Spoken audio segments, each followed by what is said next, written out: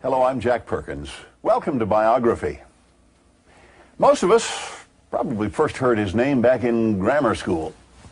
Paul Revere, the midnight rider of the American Revolution. Well, what we learned about Paul Revere back then was probably more myth than fact.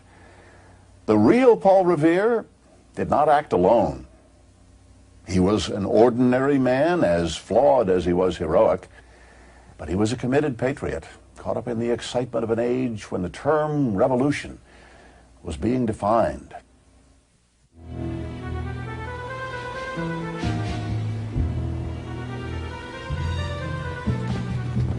Listen, my children, and you shall hear of the midnight ride of Paul Revere. When people talk about Paul Revere, the first thing they talk about is the midnight ride, and they'll usually kind of laugh and say, "The British are coming, the British are coming." One, if by land, and two, if by sea, and I on the opposite shore will be. The primary myth that's attached to Revere is that he was waiting across the river for the signals in the Old North Church Tower, and that's a scene which is engraved in everyone's memory. It comes from Henry Wadsworth Longfellow's poem. It's a dramatic scene, and it never occurred. So through the night rode Paul Revere, and so through the night went his cry of alarm to every Middlesex village and farm. It was Henry Wadsworth Longfellow's poem in 1861 that really made Revere famous. Revere became kind of a national folk hero. And the degree to which he became a national folk hero is actually even a little hard to explain. We can't even really explain that. It's just it caught people's imagination, this messenger rider.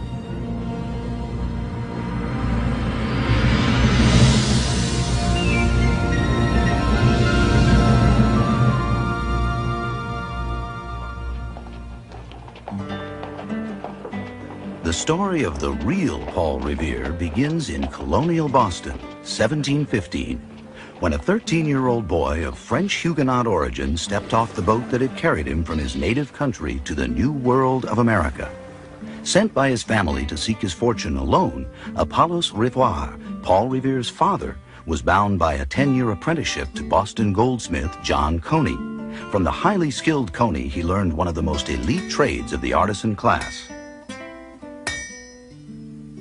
Revere's father was, in fact, quite lucky in a sense. Goldsmithing was the best trade to be in. There was a very definite hierarchical situation in the ranks of craftspeople in those days. Some trades were definitely better than others. Goldsmiths were near the top, cobblers and shoemakers were near the bottom, and others were in between. By the late 1720s, and by the time he married his wife Deborah Hitchborn, he apparently was an operating goldsmith with his own shop. Changing his name to the anglicized Paul Revere, the former Revere opened a small business in Boston's North End, where in 1734 his first son, Paul Revere Jr., was born. We know certain things about Paul Revere's early life in some detail. He received what was known as a writing school education, which was essentially an elementary school education, and then he apprenticed with his father in his father's goldsmith shop. And they were long days. Basically, craftsmen worked from dawn to dusk. He was a serious, hard-working young man. He attended church every Sabbath.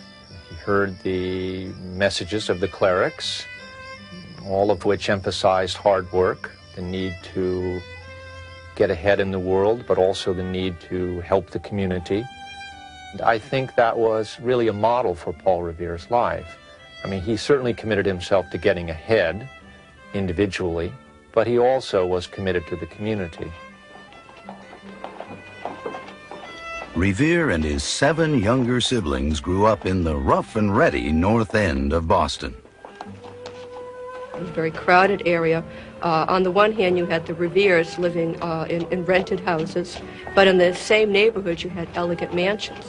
So as a young boy and throughout his life, Revere couldn't help but be aware that people lived differently, that the wealthy people, the gentlemen, wore powdered wigs and their clothing was colorful. It was imported from England, whereas artisans wore leather aprons and breeches and homespun shirts. You could immediately tell someone's class by what they wore, what their hair looked like, and how they spoke. Class distinctions were very real in those days. Society in those days could be described as having three overall ranks. You had the better sort, you had the middle sort, and you had the lesser sort. And Revere was in the middle sort. Although Revere's father did achieve a certain amount of success as a goldsmith, I think because he was of French ancestry, he may have had a little bit of trouble getting business. In 1754, when Revere was 19, his father passed away, leaving Paul his trade, his good name, but little material support that would help him provide for his family. He was a very young man thrust into a breadwinner's role. Then there was an intervening factor, which was the French and Indian War. And at age 19, he was appointed an officer in an expedition that went to what is now Upper New York State to try to capture a small French fort. And basically, the troops marched out. They sat around a camp for a while. They got sick a lot. Many of them died from diseases. Then they marched back to Boston. And this was kind of Revere's introduction to the military life. What I think is important is the fact that being appointed an officer at such a young age, he must have shown some leadership ability that the people who appointed him would have seen, particularly since he was an artisan class boy.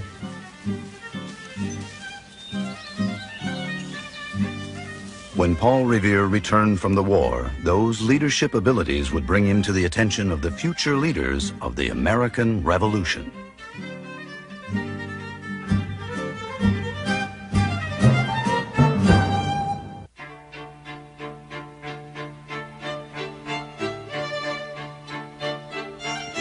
By the 1760s, colonial Boston was a city in transition. In its north end, Paul Revere had built up a fairly steady business as a silversmith, or master goldsmith, the more accurate term. He had married Sarah Orne, an artisan's daughter, and was raising the many children he would father with her. But with England taxing American colonists to pay off her enormous French and Indian war debt, Revere, like many Bostonians, was beginning to feel the stirrings of rebellion. The Boston in which Revere lived, the Boston where the revolutionary movement began, was a society that was in the grips of a recession. From 1700 to roughly 1770, the number of people without property, the number of people on the bottom of the economic ladder had doubled in Boston. Though Revere himself prospered and the middling class of people were prospering, they were conscious of the fact that British policies were squeezing the economy in a way in which they resented, in ways which too much restricted what people could do and therefore how they could move themselves up the economic ladder. What drew Revere to the revolutionary cause? I think we have to look at his economic condition. In the early 1760s, Revere had a thriving business. He was making buttons and buckles for artisans, and he was making spoons and teapots for Boston's merchant elite. He expected, as a craftsman, to cater to the wealthier people in Boston, particularly since it was the very wealthy who could afford the expensive tea sets and salvers, which the goldsmiths made their greatest profits on. A tea set in those days, a complete tea set, could cost half the price of a house. All of a sudden, Britain decides to pay off its huge war debt by imposing various tax-raising measures, including the Stamp Act. Revere realized that this will impact his business negatively. Not so much directly, but if merchants and lawyers are affected, they certainly wouldn't have the money to buy a teapot from Paul Revere. I think what he saw in 1765 was a threat to his aspirations for the future. To scrape through the Depression, Revere turned to moonlighting in other trades to keep his growing family fed. One was engraving, which allowed him in lean times to do things like engrave book plates or business cards for people. He learned dentistry. He made false teeth, and he advertised that they looked as good as a natural. He made no claim you could eat with them, but he said they looked very good. Even as he struggled to make a living, Revere's growing interest in the revolutionary cause was fueled by his involvement in the Brotherhood of Freemasons. To be a Mason, it didn't matter what your rank was in society, whether you were a shoemaker or a gentleman. If you were a person of honor and integrity, you could become a Mason. Through Masonry, Revere got a chance to exercise leadership in a society which ordinarily wouldn't have allowed him the opportunity as a master goldsmith. That allowed him a stage, an arena, to test himself as a leader. And I think that, in turn, showed the leaders of Boston's revolution. This is a man that they could rely upon. He had a certain amount of status among Boston's artisans and mariners. Revere's leadership abilities first caught the attention of his Masonic Lodge brother, Dr. Joseph Warren, one of the leading forces of the Sons of Liberty. Through Warren, Revere was brought into the inner circles of the growing patriot movement. Revere had none of the education, polish, or oratory skills of the gentleman revolutionaries, but Warren recognized that Revere could prove valuable to the movement in other ways. Revere's participation in the revolutionary movement was crucial. The working classes in particular looked to him for leadership. That was Revere's role, to act as a liaison between those working class groups and other more visible public figures like Samuel Adams or John Hancock or John Adams. He also had specific skills. As a silversmith, Revere also engraved his work. He translated that skill into the art of engraving political cartoons. Dr. Joseph Warren could climb up into a pulpit and deliver an eloquent speech. Paul Revere could do the same thing through his engravings and these very graphic and very vivid and sometimes highly inflammatory political cartoons.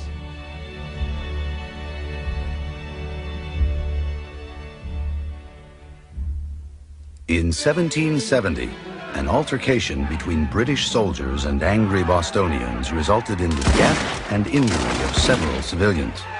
Thanks to patriot propaganda, including a hot-selling print by Paul Revere, this event became one of the flashpoints of the impending revolution, known throughout the world as the Boston Massacre.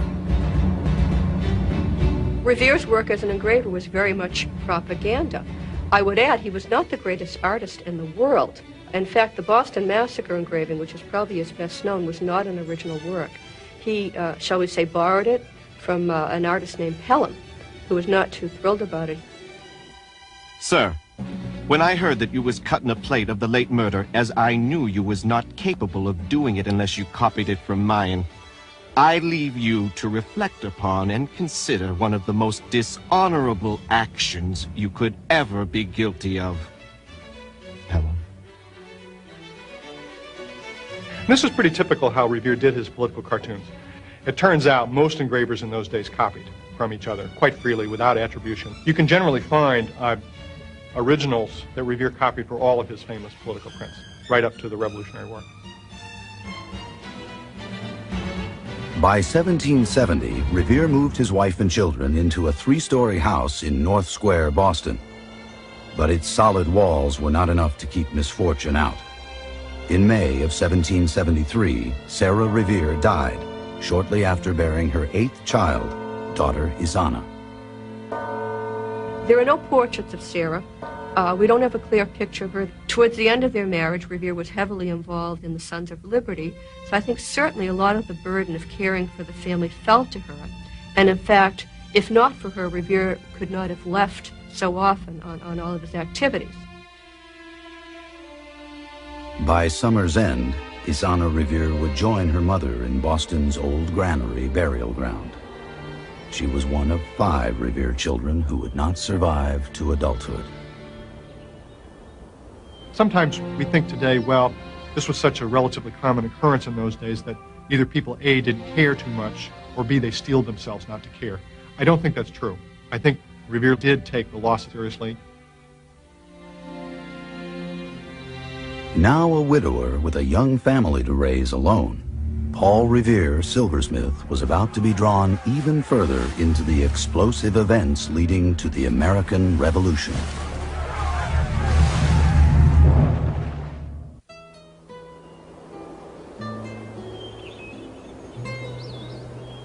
In late summer of 1773, according to family legend, Paul Revere noticed an attractive young woman near his shop in the North End. By the fall of that year, he would make her his wife. Her name was Rachel Walker, and she was the love of Paul Revere's life. She's a very warm person that we can tell, very capable. on the back of a receipt, Revere did compose essentially a love letter to Rachel, which is interesting because since we have so few personal letters from him about anything, it's just really nice to get a window into his feelings for her, which were apparently pretty deep and very genuine. Added together with great care and art, will point out the fair one nearest my heart. And Rachel inherited 5 or 6 children, plus a household, and then soon after that, her husband was gone a lot on messenger writing and attending political meetings. So she really inherited quite a bit of responsibility. Shortly after his second wedding, Paul Revere's own responsibilities in the revolutionary underground had also increased. Friends, brethren, countrymen, that worst of plagues, the detested tea shipped for this port by the East India Company, is now arrived in the harbor. The hour of destruction or manly opposition to tyranny stares you in the face. Boston, November 29th, 1773.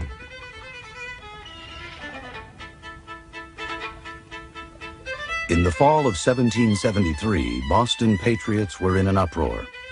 Britain had repealed the so-called Townshend Acts, taxes colonists had protested, but had left one duty intact, a tax on tea. Now a full-fledged son of liberty and member of several underground societies, Paul Revere was among those resolved to resist. Bostonians resolved that the tea should not be landed, that it should not be distributed, that it should not be consumed. Revere's cartoons showing the British government forcing tea down Americans' throats certainly had an impact on the population. Bostonians who might not wade through a political pamphlet would look at one of Revere's cartoons, get the political lesson immediately, and be prepared to act in opposition to the Tea Act or any other British regulation.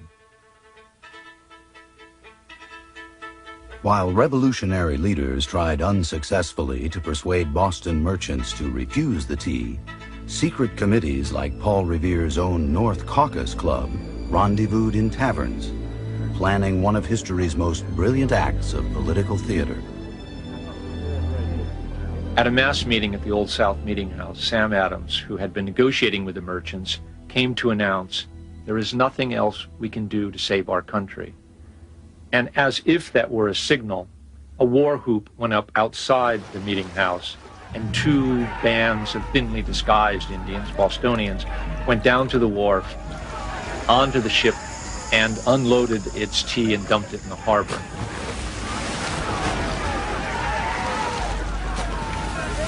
We don't know if Revere actually was among that group of thinly disguised Indians. The names were secret, but it seems likely.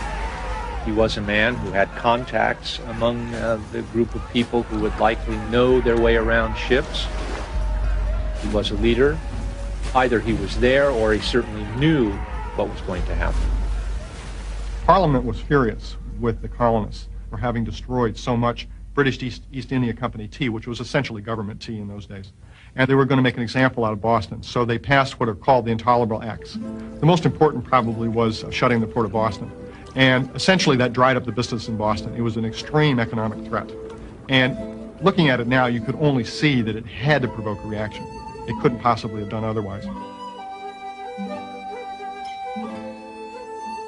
The closing of the port of Boston deeply hurt Revere's silversmithing business. Once again, economic need thrust him even deeper into the revolutionary effort. To earn extra money, he became a paid messenger rider for the Committee of Safety. Revere's first ride was on December 17th, 1773, when he carried news of the Boston Tea Party to New York. That was the beginning of his celebrated career as messenger of the Revolution. Revere was a vital link between the Boston Committee of Correspondence and the Continental Congress in Philadelphia.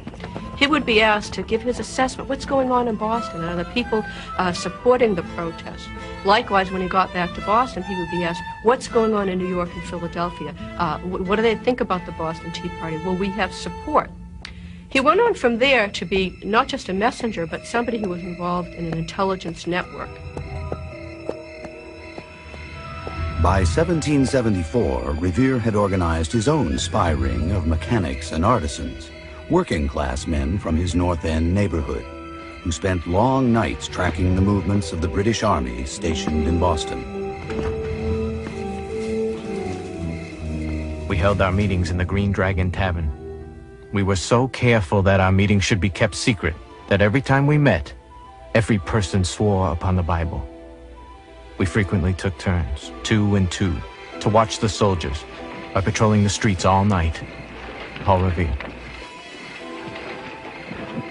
Now think about that. He works all day and he patrols the streets all night. So I think it says a lot about his idealism, his belief that, hey, I have to sacrifice my sleep and my business to serve a larger cause. I think he very much thought that he was part of a potentially worldwide movement to spread liberty. I think it also has a certain cloak and dagger aspect, which he must have found kind of appealing. Slowly, we see Revere assuming more and more responsibility in the revolutionary organization. At the same time, he was often reminded that he lived in a deferential and hierarchical society, and he was not the equal of, let's say, James Otis and John Adams. To some degree, he wasn't really in the inner circle. He couldn't be because he was not in the of the upper class. But at the same time, sometimes I think he kind of held himself a little outside on purpose. Maybe he felt that it made his own activities a little bit more effective that way. Throughout 1774, Revere's activities as courier and spy helped spread the spirit of rebellion throughout New England. But the peak of his revolutionary career would come in the spring of 1775 with his midnight ride.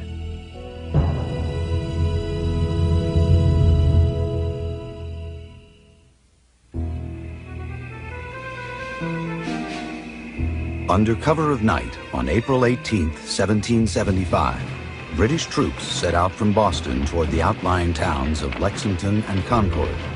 Their mission was to destroy a large quantity of ammunition stored there, a bold show of force intended to thwart the rebellious colonists in their resistance to British rule. In reality, Longfellow's lone hero, Paul Revere, was but one of a network of Patriot intelligence operators set out to foil this plan.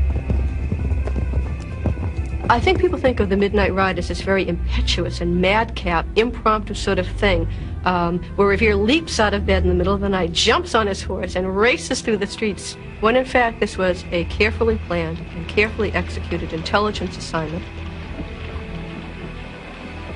A Saturday night preceding the 19th of April, about 12 o'clock at night, the boats belonging to the transports were all launched and carried under the sterns of the men of war. From these movements, we expected something serious was to be transacted. Paul Revere. What they suspected was the British were actually either planning to go to Lexington to arrest John Hancock and Samuel Adams, or to the nearby town of Concord to destroy the colony's stores of gunpowder. Revere met with the Sons of Liberty in Charlestown, which is right across the river from Boston, and arranged that as soon as something would happen, he was going to have somebody show some signals in the top of the Old North Church. Longfellow got it a little backwards. The signals were not to Paul Revere, they were from him. The reason was, what if Revere never got out of Boston? What if he was stopped as he rode across the Charles, which was highly likely? So Revere came up with this very good plan, 1 if by land and 2 if by sea. That part is correct.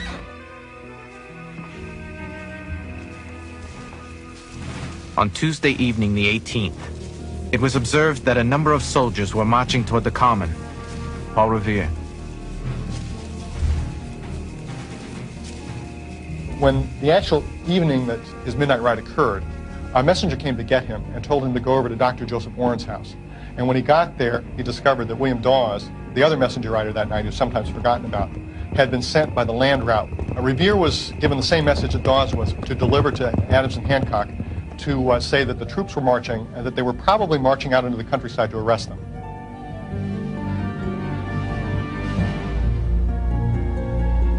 While Revere's friend Robert Newman climbed to the top of the Old North Church steeple to hang the lantern signals, 2 more patriots quietly rode Revere across the river toward Charlestown, passing right under the bow of the British warship Somerset.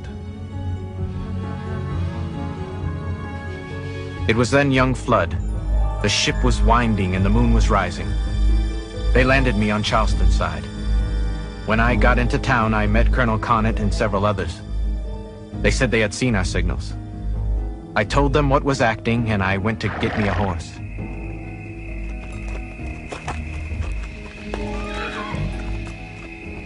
The moon shone bright. I had got almost over Charleston Common towards Cambridge when I saw two officers on horseback under the shade of a tree. I turned my horse very quick and pushed for the Medford Road.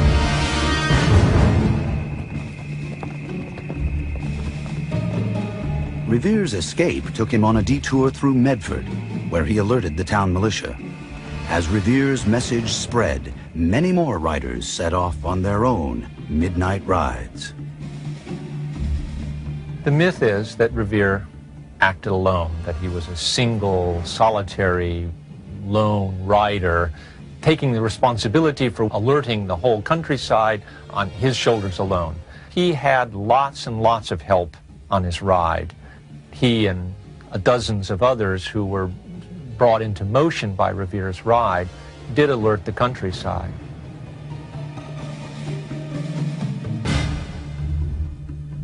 After that, I alarmed almost every house until I got to Lexington. He did not go racing through the countryside yelling, "The British are coming, the British are coming." Number one, because if he would have done that, his horse would have dropped dead after about 3 miles. The other thing is that he wouldn't have said, "The British are coming, the British are coming," because he was British. So was George Washington. So was John Hancock. I mean, they thought of themselves as American British. These were English subjects. And so saying the British are coming, I mean, if somebody would have heard that, they would have said, "What?" The closest dialogue to the British are coming occurs in Lexington. He got to the parsonage of Reverend Jonas Clark, where John Hancock and Samuel Adams were staying. Sergeant William Monroe of the Lexington militia was guarding the house. He said to Revere, "The family has retired and they don't wish to be disturbed," to which a somewhat annoyed Revere said, "Noise? You'll have noise enough before long. The regulars are coming out." About a half hour later, William Dawes arrived. Revere said, "We refreshed ourselves," a mug of rum, whatever, he doesn't say. Together, they decided it might not be a bad idea to continue on to Concord.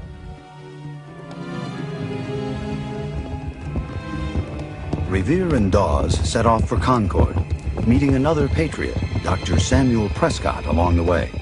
The three men alarmed houses and farms all the way to Lincoln, where they were pursued by a patrol of British officers. Prescott and Dawes escaped, but Revere was taken prisoner. One of them clapped his pistol to my head and told me he was going to ask some questions. And if I did not give true answers, he would blow my brains out.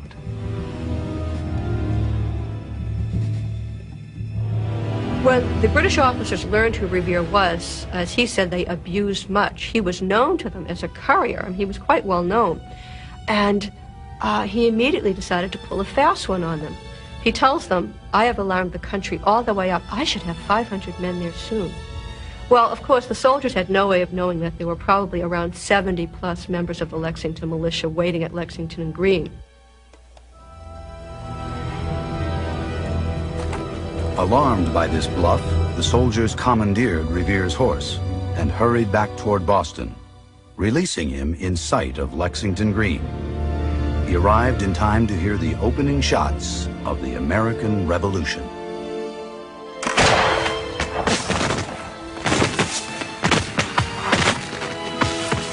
You know the rest. In the books you have read how the British regulars fired and fled, how the farmers gave them ball for ball from behind each fence and farmyard wall.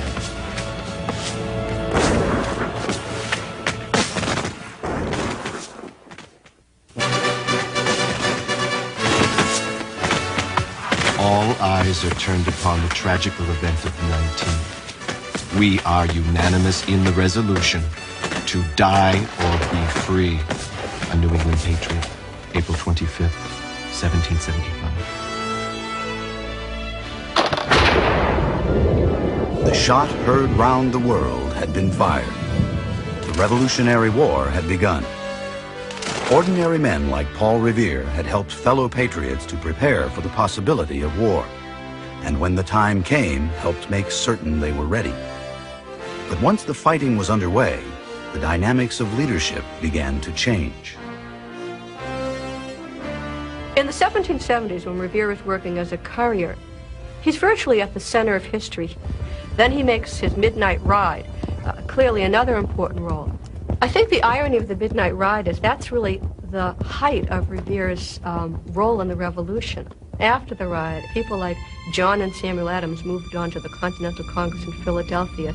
They are drafting a new government. They're creating a new society. Revere pretty much is relegated to a secondary role.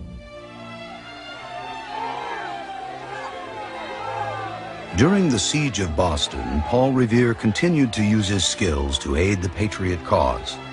He managed to smuggle his printing press out of the city and engraved copper plates to print currency.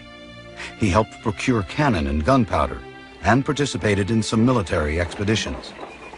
But because he was not a gentleman, his fellow revolutionaries did not consider him officer material. He very much wanted to be a Continental Army officer. And I think it was a very bitter and a sad episode in his life. He said, "I have never been taken notice of by those I considered my friends. I shall have to be contented in this state service." He ended up merely as a colonel in the Massachusetts Artillery Regiment, and the war years were not glorious at all for Paul Revere. For most of the 3 years he was in the Massachusetts Army, Revere was the commander of Castle Island, which was a fort in Boston Harbor. And basically his task was to stay on guard in case the English ever came back, which they never did. So his command degenerated rather rapidly into keeping his men from deserting, attempting to get them supplies eventually, and holding innumerable court-martials for minor offenses.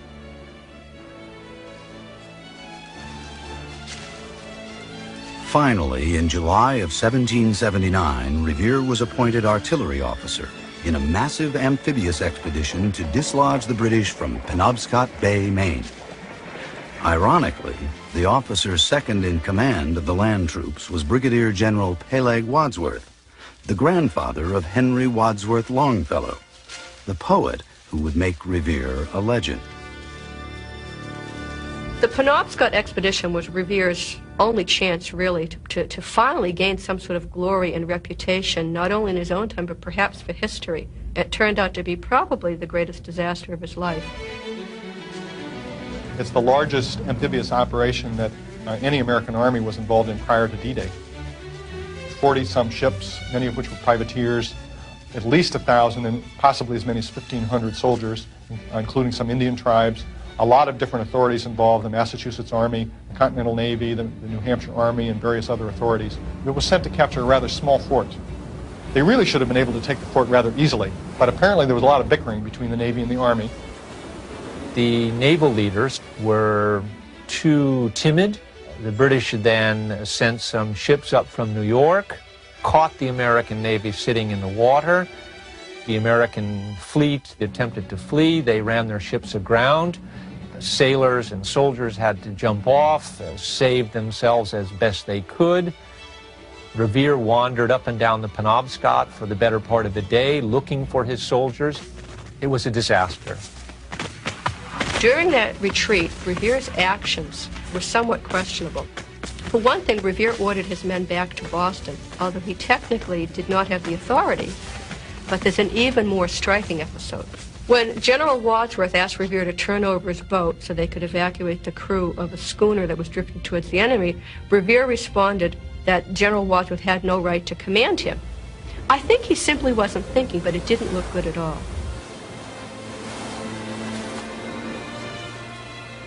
Once back in Boston, Revere and other officers from the ill-fated expedition were charged with insubordination and cowardice.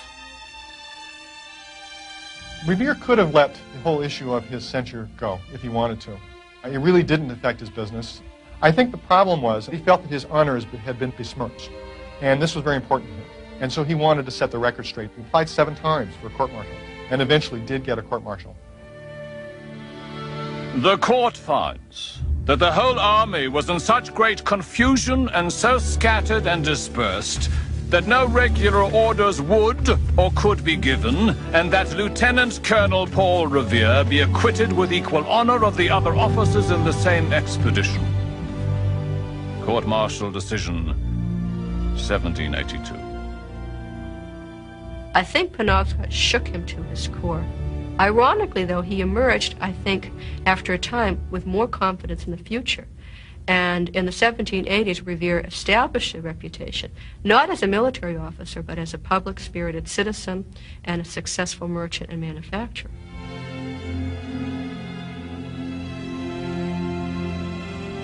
In 1785, Great Britain signed the Treaty of Paris, officially acknowledging America's independence. But the Boston to which Revere returned after the war was in desperate need of rebuilding. The war, particularly for Boston, was devastating. The city had stagnated. Revere's business was in shambles. Tastes had changed, so that one thing the Revolution did do was create a market for silver for the ordinary folk, rather than a few carefully wrought pieces for the well-to-do. Revere recognized this and changed the way he did business, began to manufacture more items for mass consumption, and that worked. He got on his feet again, his business took off again, and he went into other businesses. Revere expanded the silversmith shop into a hardware store in 1783. In 1788, opened a foundry in Boston's North End. He made nails and window weights and stoves and firebacks. And then in the 1790s, he started producing cannon and ordnance. He became a nationally recognized authority on cannon. Then he took up the new business of making bells. That was a smart move. There was a religious revival after the Revolution, and more churches meant a need for more church bells. In 1800, when Revere was nearly 65 years old, with $25,000 of his own money, he began yet another new business, the rolling of copper.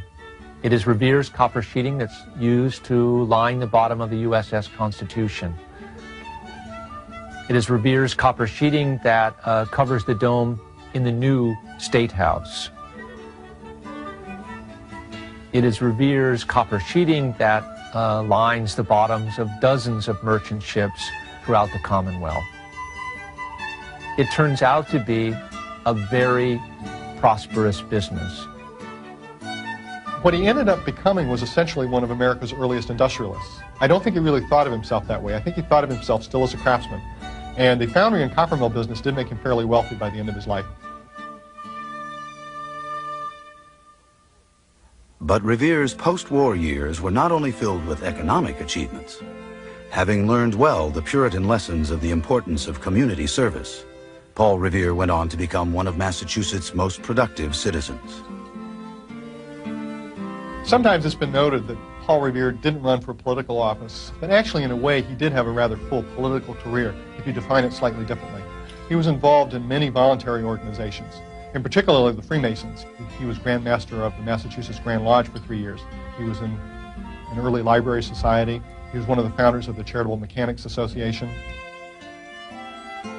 When the Constitution, the draft of the Constitution of the United States, was sent to the states for ratification, everyone looked to Massachusetts. When the contest was in doubt, Revere called a meeting of the mechanics, the working men of Boston, in the Green Dragon Tavern. Hundreds of artisans gathered to hear Revere and others make an argument for ratification of the Constitution. That mechanics meeting, the resolution passed by the mechanics in favor of the Constitution, did in fact persuade Samuel Adams that he too should be for ratification of the Constitution. So too then was John Hancock. So those key players in this political contest were persuaded by the action that Revere took.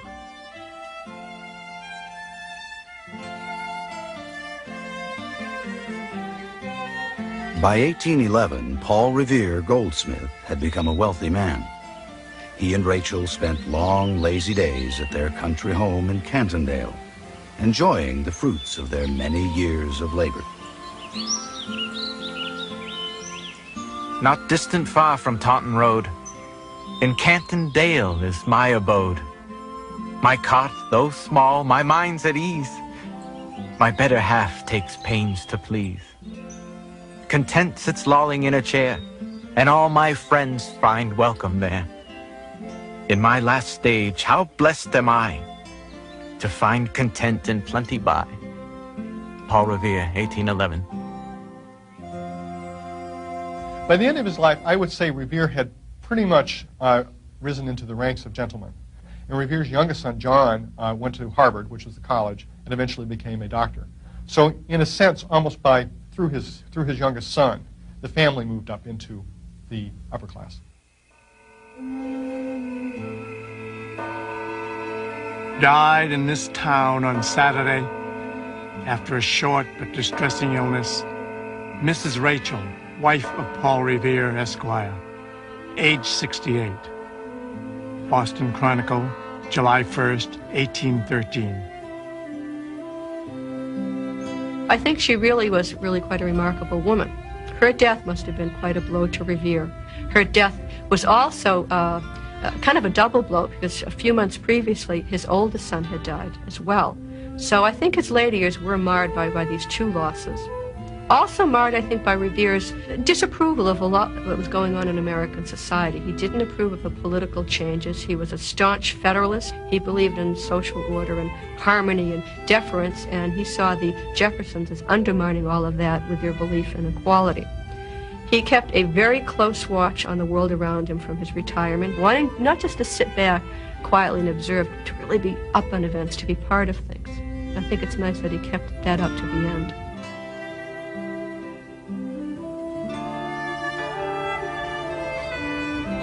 On Sunday, May 10, 1818, the church bells of Boston, including those cast by Revere himself, tolled a death knell.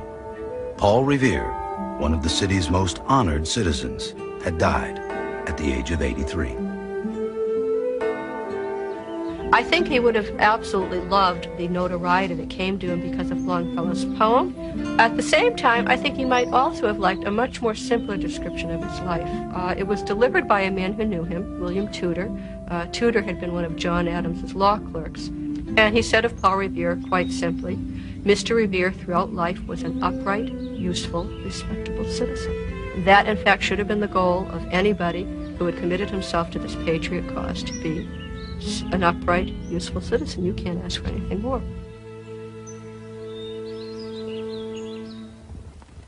For born on the night wind of the past, through all our history to the last, in the hour of darkness and peril and need, the people will waken and listen to hear the hurrying hoofbeats of that steed and the midnight message of Paul Revere.